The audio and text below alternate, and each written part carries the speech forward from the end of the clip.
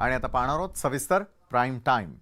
कोरोनाच्या वाढत्या प्रादुर्भावाच्या पार्श्वभूमीवर मुंबई महानगरपालिकेनेही आता नव्या मार्गदर्शक सूचना जारी केलेल्या आहेत। सार्वजनिक ठिकाणी मास्क घालणं तसंच सोशल डिस्टन्सिंगचे नियम पाळण्यावर भर देण्यात येणार आहे। तसंच नियमित RT-PCR चाचणी आणि लसीकरणाचा वेग वाढवण्यावरती आता भर देण्याचा निर्णय घेण्यात आलेला आहे। दरम्यान केंद्रीय मार्गदर्शक तत्वांनुसार विमानतळ प्राधिकरण मुंबई आंतरराष्ट्रीय विमानतळावरती 2% प्रवाशांचे RT-PCR चाचणी नमुने घेण्यात येणार आहेत। तसंच सर्व पॉझिटिव्ह नमुने हे जिनोम सिक्वेन्सिंगसाठी पुण्यामधील प्रयोगशाळेत पाठवण्यात येणार आहेत। दरम्यान कोरोनाच्या पार्श्वभूमीवर सध्या कोविड वॉर्डरूम 24 तासांसाठी कार्यरत आहेत। त्यामुळे नागरिकांना कुठलीही अडचण आल्यास कोविड वॉर्डरूमशी संपर्क साधू शकता आणि त्यामुळे चीनमध्ये आलेल्या कोरोना लाटेच्या पार्श्वभूमीवर मुंबई पालिकेची चांगलीच सतर्क झालेली आहे आणि त्याचबरोबर विविध उपाययोजना देखील केल्या जात आहेत। तर जिनोम सिक्वेन्सिंगसाठी NIV पुणे प्रयोगशाळेमध्ये ते पाठवले जाणार आहेत।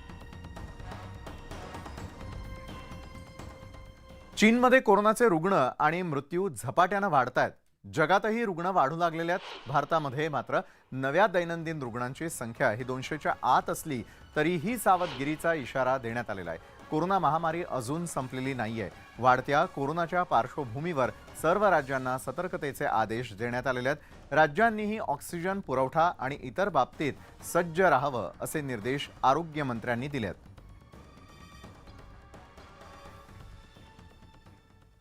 तर एकंदरीतच कुठल्या महत्त्वाच्या बाबींच्या विषयी आपण लक्ष देणं गरजेचं आहे। केंद्र सरकारकडून राज्य सरकारला कुठले निर्देश देण्यात आलेले त्यावरती एक नजर टाकूयात। तर वाढत्या कोरोनाच्या पार्श्वभूमीवरती सतर्क राहा असं केंद्राचं म्हणणं आहे। जिनोम सिक्वेन्सिंग वाढवण्यावरती भर द्या।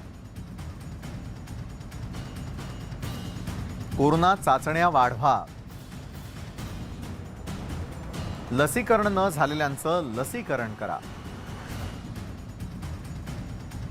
रुग्णालयांच्या पायाभूत सुविधांची तयारी करा। कोविड पंचसूत्री अंमलात आणा। घाबरून जाऊ नका, मात्र काळजी घ्या।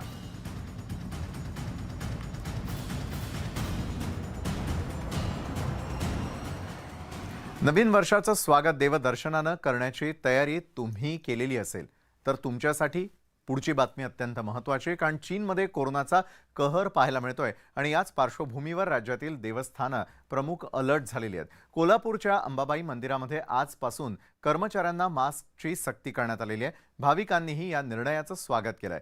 पंढरपूरच्या विठ्ठल मंदिरातही अधिकारी आणि कर्मचाऱ्यांना मास्क बंधनकारक करण्यात आलेला आहे। तिकडे शिर्डीच्या साई मंदिर प्रशासनाकडूनही विशेष खबरदारी घेण्यात येते। साई भक्तांनी मास्क वापरावा आणि कोरोना नियमांचं पालन करावं असं आवाहन करण्यात येत आहे। तर वणीच्या सप्तशृंगी मंदिरातही भाविकांनी मास्क वापरावा असं आवाहन करण्यात आलंय। पुण्यामधील श्रीमंत दगडूशेठ हलवाई मंदिर सतर्क झालेलं आहे। मंदिर प्रशासनाकडून गणेश भक्तांना मास्कचं वाटप करण्यात येत आहे। तर मंदिरात येणाऱ्या भाविकांनी मास्क वापरावा असं आवाहन मंदिर प्रशासनाकडून करण्यात आलेलं आहे।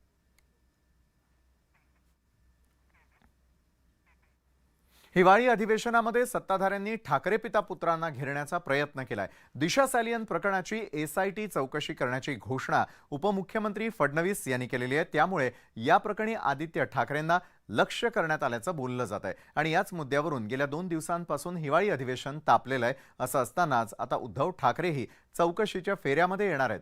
अमरावतीमधील उमेश कोल्हे प्रकरणी आमदार रवी राणा यांनी उद्धव ठाकरेंवर गंभीर आरोप केलेत। या आरोपांनंतर मंत्री शंभूराज देसाई यांनी या प्रकरणी SIT चौकशीची घोषणा केलेली आहे।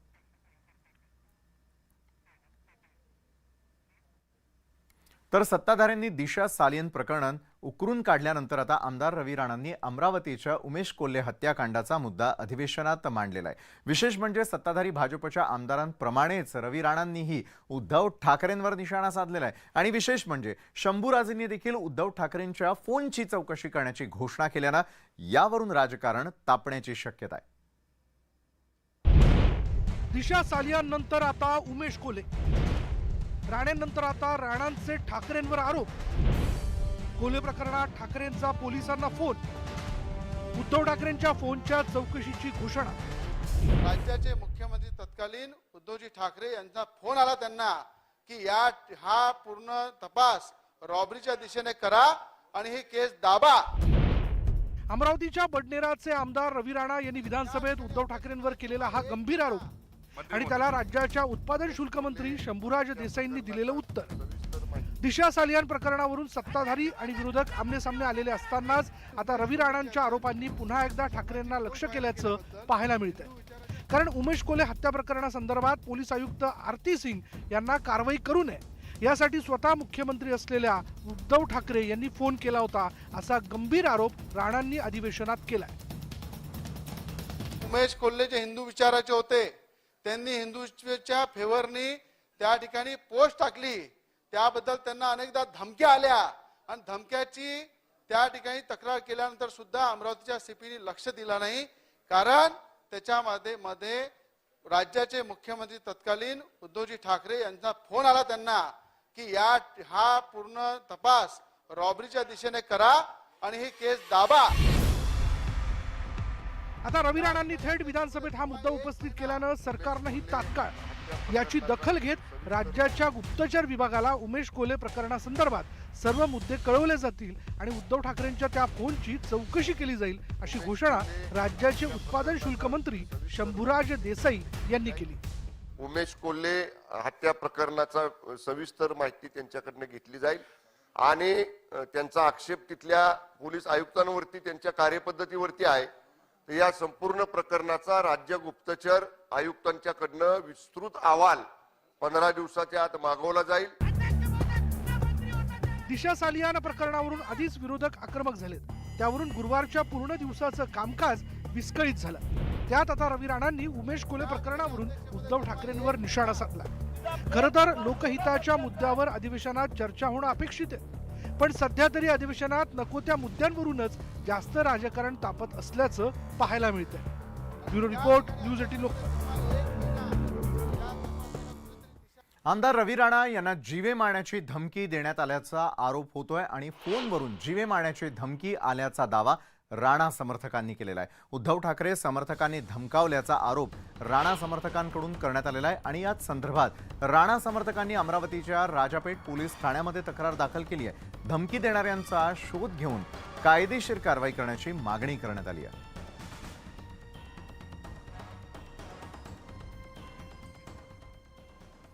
तर दिशा सालियन मृत्यू प्रकरणी हिवाळी अधिवेशनामध्ये हे प्रकरण चांगलंच गाजतंय, कारण पुढील आठवड्यातही हाच मुद्दा गाजणार असल्याचं स्पष्ट झालेलं आहे। काँग्रेसचे प्रदेशाध्यक्ष नाना पटोले सोमवारी हक्कभंग प्रस्ताव आणणार आहेत आणि यामुळे सत्ताधारी आणि विरोधक हे पुन्हा एकदा आमने सामने येणार असल्याचं स्पष्ट झालंय।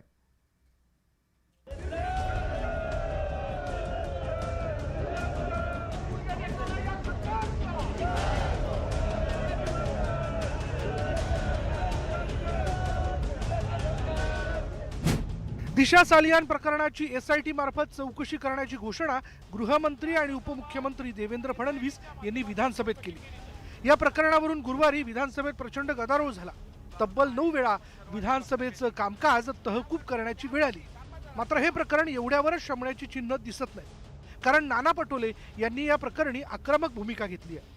उपमुख्यमंत्री देवेंद्र फडणवीस यांनी सभागृहात दिशा सालियान मृत्यू प्रकरणाची खोटी माहिती दिल्याचा दावा नाना पटोले यांनी केला। पदाचा दुरुपयोग करून सभागृहाला खोटी माहिती दिल्याप्रकरणी देवेंद्र फडणवीसांवर सोमवारी विधानसभेत हक्कभंगाचा प्रस्ताव आणला जाईल, असं पटोले यांनी स्पष्ट केलं। महाराष्ट्राच्या विधानसभेमध्ये पवित्र सभागृहामध्ये राज्याच्या उपमुख्यमंत्र्यांनी खोटी माहिती देऊन सभागृहाची आणि राज्याच्या जनतेची दिशाभूल केली। सोमवारी त्यांच्यावर आम्ही प्रिव्हिलेज मोशन आम्ही आणू।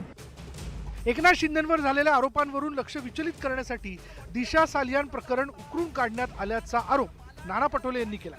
दिशाच्या मृत्यूची चौकशी CBI कडून करण्यात आली आणि त्याचा सविस्तर अहवाल देखील सादर करण्यात आला, तरी सुद्धा जाणून बुजून खोटी माहिती दिल्याचा दावा पटोले यांनी केला।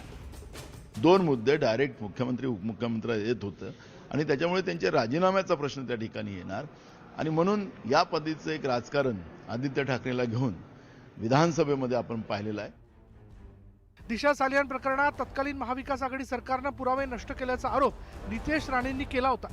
आता SITची घोषणा झाल्यानंतर विरोधक आक्रमक झाले, तर सत्य बाहेर येण्याच्या भीतीमुळे विरोधक हादरल्याचा टोला सत्ताधाऱ्यांनी लगावला। नागपूरमधील हिवाळी अधिवेशन पहिल्या दिवसापासूनच वादळी ठरलं. आता सोमवारी उपमुख्यमंत्री देवेंद्र फडणवीस यांच्या विरोधात नाना पटोले हक्कभंग प्रस्ताव आणणार असल्यानं पुन्हा एकदा सभागृहात राजकीय खणाखणी पाहायला मिळेल यात शंकाच नाही. Bureau report, news 18 Lokmat. Shiv Sena Thackeray गट आणि बाळासाहेबांची शिवसेना यांच्यामधील संघर्ष हा दिवसेंदिवस तीव्र होत चाललेला आहे. आमदार मनीषा कायंदेंचे डी.के. राव टोळीशी लागे बांधे असल्याचा गंभीर आरोप खासदार राहुल शेवाळे यांनी केलाय. राहुल शेवाळे यांच्या लेटर बॉम्बचे काय पडसाद उमटतात याकडे आता सगळ्यांचं लक्ष लागलेलं आहे. मनीषा कायंदेंचे डी.के. राव टोळीशी लागे बांधे. राहुल शेवाळेंचे मनीषा कायंदेंवर गंभीर आरोप. शेवाळेंच्या आरोपांवर मनीषा कायंदेंचं मौन. उद्धव ठाकरेंच्या पक्षाच्या आमदार मनीषा कायंदे यांनी राहुल शेवाळेंवर आरोप केल्यानंतर आता राहुल शेवाळेंनीही मनीषा कायंदेंवर प्रत्यारोप सुरू केलेत. मनीषा कायंदेंनी एका माजी आमदारांना ब्लॅकमेल केल्याचा आरोप राहुल शेवाळेंनी केलाय.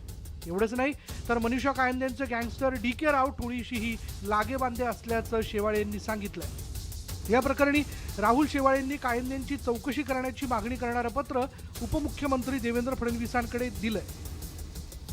तर माझं पण मनीषा कायंदेंच्या विरुद्ध पत्र मी माननीय उपमुख्यमंत्र्यांना दिलेलं आहे. मनीषा कायंदे यांचे त्यांनी गँगवॉरचे डी.के. रावशी संबंध ठेवून कसं कोणाला एका माजी आमदाराला धमकावलं याची सगळी माहिती मी विधानसभा अध्यक्षांना आणि गृहमंत्र्यांना दिलेली आहे आणि त्यांची पण चौकशी होतील. जे काय सत्य आहे ते लोकांसमोर येईल. शेवाळेंच्या आरोपांसंदर्भात न्यूज 18 लोकमतनं मनीषा कायंदेंशी वारंवार संपर्क साधला, पण त्यांनी या प्रकरणी काहीही बोलण्यास नकार दिला. ठाकरेंच्या शिवसेनेच्या वरिष्ठ नेत्यांशी बोलून या प्रकरणावर बोलणार असल्याचं त्यांनी सांगितलंय. मनीषा कायंदेंनी केलेल्या आरोपांनंतर राहुल शेवाळेंच्या एसआयटी चौकशीचे आदेश विधान परिषदेच्या उपसभापती नीलम गोरेंनी दिले होते. आता राहुल शेवाळेंच्या लेटर बॉम्बचे काय पडसाद उमटतात हे पाहावं लागेल. प्रशांत लीला रामदास, न्यूज 18 लोकमत, नवी दिल्ली. हिवाळी अधिवेशनामध्ये सत्ताधारी आणि विरोधकांनी जनतेच्या प्रश्नांना वाऱ्यावरती सोडल्याचं चित्र पाहायला मिळतंय. राष्ट्रवादी काँग्रेसचे प्रदेशाध्यक्ष जयंत पाटील यांचं निलंबन करण्यात आल्यानं महाविकास आघाडीनं विधानसभेच्या कामकाजावर बहिष्कार टाकलाय. सामान्यांच्या प्रश्नाऐवजी दिशा सॅलियनच्या मुद्द्यावरती अधिवेशन केंद्रित झालेलं आहे आणि त्यामुळे आता राजकारण्यांना राजकारण महत्त्वाचं आहे की जनतेचे प्रश्न, अशी स्थिती निर्माण झालेली आहे. दोन्ही बाजूंनी एकमेकांची राजकीय कोंडी करण्याचे डाव टाकले जातात. तर अधिवेशनाच्या निमित्तानं सरकार विरोधक एकाच सभागृहामध्ये असतात, त्यामुळे विरोधक प्रश्न विचारून समस्या मार्गी लावतात. मात्र या प्रकारे कामकाजावरती बहिष्कार टाकणं म्हणजे जनतेवर अन्यायच आहे आणि विरोधकांनी त्यांचा मुद्दा रेटण्यासाठी तर टोकाची भूमिका घेतलेली नाही ना, असा प्रश्न देखील निर्माण झालाय. विरोधकांचा कामकाजावर बहिष्कार, विधानसभेत विरोधकांची आक्रमक भूमिका, जनतेच्या प्रश्नांऐवजी राजकीय कुरघोड्या, सत्तेच्या साठमारीत जनहिताचे प्रश्न चिरडले. राष्ट्रवादी काँग्रेसचे आमदार आणि प्रदेशाध्यक्ष जयंत पाटील यांचं निलंबन मागे घेण्याची मागणी सत्ताधाऱ्यांनी अमान्य केली आहे. त्यामुळे विरोधकांनी विधानसभेच्या कामकाजात सहभागी होणार नसल्याचं जाहीर केलं. दरम्यान विधान परिषदेच्या कामकाजात सहभागी होणार असल्याचं विरोधकांनी स्पष्ट केलं. अधिवेशनात जनसामान्यांचे प्रश्न मार्गी लागावे ही अपेक्षा असते. मात्र अधिवेशनात दिशा सलियन मृत्यू प्रकरणावरूनच दोन्ही बाजूंनी एकमेकांची राजकीय कोंडी करण्याचे डाव आखले जात आहेत. अधिवेशनाच्या निमित्तानं सरकार आणि विरोधक एकाच सभागृहात असतात, त्यामुळे विरोधक प्रश्न विचारून समस्या मार्गी लावतात. मात्र या प्रकारे कामकाजावरती बहिष्कार घालणं म्हणजे जनतेवरतीच अन्याय केल्यासारखं आहे. विरोधकांनी त्यांचा मुद्दा रेटण्यासाठी तर टोकाची भूमिका घेतली नाही ना, असा प्रश्न निर्माण झालाय. सभागृहामध्ये महागाई, बेरोजगारी, विदर्भ, मराठवाडा, उत्तर महाराष्ट्रातल्या मागासलेल्या भागातले महत्वाचे प्रश्न त्या ठिकाणी आहेत. त्याची चर्चा होण्याच्या करता हे अधिवेशन बोलवलेलं आहे. त्या चर्चेला कुठेतरी बगल द्यायची आणि तिसरेच विषय त्या ठिकाणी आणायचे. सरकार विरोधकांच्या सर्व प्रश्नांची उत्तरं देण्यासाठी तयार आहे. सरकारला जनसामान्यांचे प्रश्न सोडवायचेत, त्यासाठी विधेयक तयार करणं, चर्चा करणं यासाठी सरकार सभागृहात उपस्थित आहे. मात्र विरोधकच वारंवार सभात्याग आणि बहिष्काराचं अस्त्र उगारत असल्याचा आरोप सत्ताधाऱ्यांनी केलाय. विरोधक सभागृहात तोंड उघडतात तर तो केवळ आणि केवळ जनतेच्या प्रश्नांसाठी किंवा जनतेच्या मूलभूत हक्कांसाठी तोंड न उघडता फक्त नॅरेटिव्ह कसा सेट करता येईल यासाठीच फक्त तोंड उघडतात, असं चित्र सभागृहामध्ये निर्माण झालेलं आहे. सत्ताधारी आणि विरोधकांनी वर्षभर राजकारण केलं तरी सामान्य जनतेचं काही म्हणणं नाही. अधिवेशनाच्या काळात दोघांनी गांभीर्यानं विधानसभा आणि विधान परिषदेच्या कामकाजात सहभागी होणं अपेक्षित आहे. मात्र सत्ताधारी आणि विरोधकांचं प्राधान्य चुकत असल्यामुळे जनसामान्यांचे प्रश्न सुटणार तरी कधी हा प्रश्न उपस्थित झालाय. Bureau report, news 18 Lokmat. Maharashtra Karnataka सीमा प्रश्नावरून अधिवेशनामध्ये रणकंदन माजलेलं आहे. दिल्लीमध्ये अमित शहांच्या उपस्थितीमध्ये बसवराज बोम्मई आणि एकनाथ शिंदे, देवेंद्र फडणवीस यांची बैठक झाली. पण यानंतरही बोम्मईंची बोंबाबोंब सुरूच असल्यानं विरोधकांनी आता महाराष्ट्रातील सत्ताधाऱ्यांच्या भूमिकेवरच संशय उपस्थित केलाय. कर्नाटकच्या मगरुरीला कुणाची साथ? सीमा प्रश्नावरून विरोधकांचा घणाघात. सरकारची भूमिका संशयास्पद, विरोधकांचा आरोप. सत्ताधाऱ्यांनी विरोधकांचे आरोप फेटाळले. कर्नाटक सरकारच्या मगरुरी विरोधात आक्रमक झालेले विरोधक. हिवाळी अधिवेशनाला सुरुवात झाल्यापासून विरोधकांकडून सीमा प्रश्नावरून सरकारवर निशाणा साधतायत. त्याच दरम्यान आता कर्नाटकच्या मुख्यमंत्र्यांनी पुन्हा एकदा महाराष्ट्राला डिवचण्याचे प्रयत्न सुरू केल्यानं विरोधक आक्रमक झालेत. अमित शहांसोबतच्या बैठकीनंतरही बोम्मईंची सीमा प्रश्नी बोंबाबोंब सुरूच असल्यानं आता विरोधकांनी या प्रकरणात थेट सरकारच्या भूमिकेवर संशय उपस्थित केलाय. सरकार म्हणून जे असतं, नेतृत्व जे करतात, त्यांनी आपली बाजू भक्कमपणे मांडली पाहिजे. जनतेची, आपल्या राज्याची अस्मिता सांभाळली पाहिजे. बोम्मई ज्यावेळेस एक हिंचही जागा देणार नाही असं म्हणतात, याचा अर्थ काय? आणि आपण काही उत्तर द्यायला, म्हणजे नेतृत्वानं उत्तर द्यावं लागतं, नेतृत्व उत्तर द्यायला तयार नाही. भारतीय जनता पार्टीचे दिल्लीचे जे नेते आहेत ते जे सांगतील त्याच पद्धतीनं या सरकारमधली भूमिका मुख्यमंत्री उपमुख्यमंत्री घेतील. त्यामुळे ती कणखर भूमिका, जसा महाराष्ट्र कणखर आहे संबंध देशात आणि दिल्लीच्या पुढे कधी वाकला नाही, पण ती परिस्थिती आता दिसत नाही. एकीकडे महाविकास आघाडीचे आमदार अधिवेशनात सरकार विरोधात आंदोलनं करत असतानाच इकडे खासदार संजय राऊतांनीही सीमाप्रश्नी सरकारवर घणाघात केल्याचं पाहायला मिळालं. महाराष्ट्र आणि कर्नाटकमधला सीमावादामध्ये तेल आणि आग लावण्याचं काम बोम्मई यांची जीभ जास्त चालते किंवा वळवळते यासाठी की महाराष्ट्राचे मुख्यमंत्री आणि उपमुख्यमंत्री यांची तोंड बंद आहे. आता विरोधकांकडून सरकारच्या भूमिकेवर निशाणा साधला जात असला तरी सत्ताधाऱ्यांनी मात्र विरोधकांचे आरोप फेटाळून लावले आहेत. शोक प्रस्ताव संमत झाला की चंद्रकांत दादा पाटील, आम्ही दोघंही शिंदे साहेबांशी, फडणवीस साहेबांशी याच्यावर चर्चा करून आपल्या लोकांना पुन्हा जो या ठिकाणी कर्नाटकमध्ये 19 तारखेला येण्यापासून थांबवलं गेलं, या बाबतीतली तीव्र नाराजी आम्ही केंद्राला कळवण्याच्या विचारामध्ये आहोत. एकंदरीतच सीमा प्रश्नावरून हिवाळी अधिवेशनात विरोधकांनी रान पेटवल्याचं पाहायला मिळतंय. त्यामुळे कर्नाटक सरकारनं त्यांच्या विधानसभेत महाराष्ट्राविरोधात ठराव केल्यानंतर आता महाराष्ट्र सरकार काय भूमिका घेतं हे पाहणं महत्त्वाचं ठरणार आहे. Bureau report, news 18 Lokmat. राज्यामधील जनतेचे प्रश्न मांडण्याचं हक्काचं ठिकाण म्हणजे विधान भवन. जनतेचे लोकप्रतिनिधी असलेले आमदार विधानसभा आणि विधान परिषदेमध्ये प्रश्न मांडत असतात. मात्र त्याच आमदारांना मिळणारं ट्रीटमेंट जे आहे ते संतापजनक असल्याचं आज पाहायला मिळालं. पाहूयात.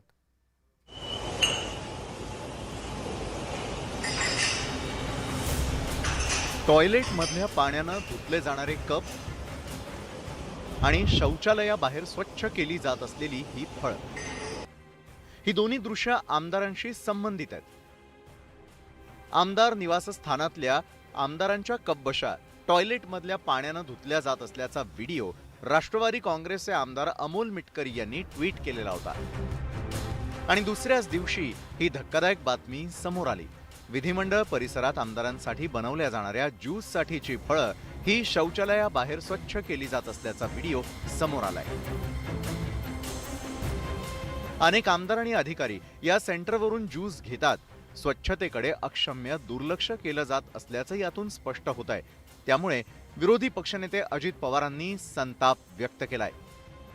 करोडो रुपये ज्यावेळेस आपण खर्च करतो त्यावेळेस सर्व्हिस पण चांगली मिळाली पाहिजे, स्वच्छता पण राहिली पाहिजे आणि कुठेही असले गैरप्रकार होता कामा नये याबद्दल सरकारने कडक भूमिका घेतली पाहिजे, हेच आमचं मत आहे. सरकारचा जो वचक असला पाहिजे, दुर्दैवाने तो वचकच पाहायला मिळत नाही, म्हणून या घटना सातत्याने घडतायत. आमदार असो किंवा सामान्य नागरिक, सर्वांचंच आरोग्य महत्त्वपूर्ण आहे. मात्र संबंधित कर्मचारी आणि कंत्राटदार आमदारांना दिल्या जाणाऱ्या चहा ज्यूस बाबत अक्षम्य बेपर्वाई केली जाते. त्यामुळे त्यांच्यावर कठोर कारवाई करण्याची गरज निर्माण झाली आहे, तरच भविष्यात असे प्रकार घडणार नाहीत. Bureau report, news 18 Lokmat. प्रजासत्ताक दिनाच्या परेडमध्ये दरवर्षी महाराष्ट्राचा चित्ररथ हा आकर्षणाचा केंद्रबिंदू ठरतो. महाराष्ट्राचा चित्ररथ हा परेडमध्ये एक प्रकारची महाराष्ट्राची शान, अस्मिता म्हणून ओळखला जातो आणि याच दिल्लीमधल्या चित्ररथाच्या पथसंचलनामध्ये आता महाराष्ट्राच्याही चित्ररथाचा समावेश होणार आहे. अनेक दिवसांपासून दिल्लीतील परेडमध्ये चित्ररथ असणार का याबाबत शंका व्यक्त करण्यात आलेली होती. मात्र आता राजनाथ सिंगांनी महाराष्ट्राच्या चित्ररथाला विशेष परवानगी दिल्यानं महाराष्ट्रातील जनतेमध्ये आनंदाचं वातावरण निर्माण झालंय. तर प्रजासत्ताक दिनी महाराष्ट्राचा चित्ररथ राजपथावरील परेडमध्ये सामील होईल आणि या संदर्भात सांस्कृतिक मंत्री सुधीर मुनगंटीवार यांनी संरक्षण मंत्री राजनाथ सिंग यांचे आभार मानले. पण मी माझ्या विभागाच्या माध्यमातून महाराष्ट्राच्या जनतेच्या वतीने आग्रह केला, हे अमृत महोत्सवी वर्ष आहे, मराठवाडा मुक्तीसंग्रामाचा अमृत महोत्सवी वर्षाचं औचित्य साधत आपण विशेष बाब म्हणून जरी यावर्षी खंड देण्याचा आपण निर्णय केला असला तरी विशेष बाब म्हणून आम्हाला यामध्ये संधी द्यावी. मी सन्माननीय संरक्षण मंत्री राजनाथ सिंगांना धन्यवाद देईल की त्यांनी आमच्या विनंतीला मान्य केलं आणि महाराष्ट्राला संधी दिली. महाराष्ट्र छत्तीसगड सीमेवरती जोरदार धुमश्चक्री झालेली आहे. छत्तीसगडच्या हद्दीमध्ये शिरून जवानांनी केलेल्या कारवाईमध्ये 2 जहाल माओवाद्यांचा खात्मा करण्यात आलेला आहे. मृतांमध्ये माओवादी नेता भास्करची पत्नी अनिता हिचा समावेश आहे, तर तिच्यावरती 2 राज्यांचं मिळून 30 लाखांचं बक्षीस होतं. दुसरा मृत माओवादी हा भास्करचा सुरक्षा रक्षक आहे आणि या कारवाईमध्ये जखमी झालेल्या एका माओवाद्याला अटक करण्यात आली आहे आणि या कारवाईमध्ये 2 SLR सह 3 बंदुका जप्त करण्यात आलेल्या आहेत. तब्बल 300 C-60 जवानांनी 20 किलोमीटर प्रवास करून घनदाट जंगलात ही कारवाई केली आहे.